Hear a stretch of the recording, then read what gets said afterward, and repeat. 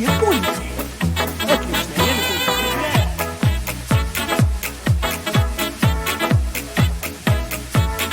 Барян, давай в перестрелку сыграем. Не попадешь, не попадешь. Сейчас получится. Мимо! Вот сейчас будет. Сейчас я тебя устрою. Нет, не надо, Боря.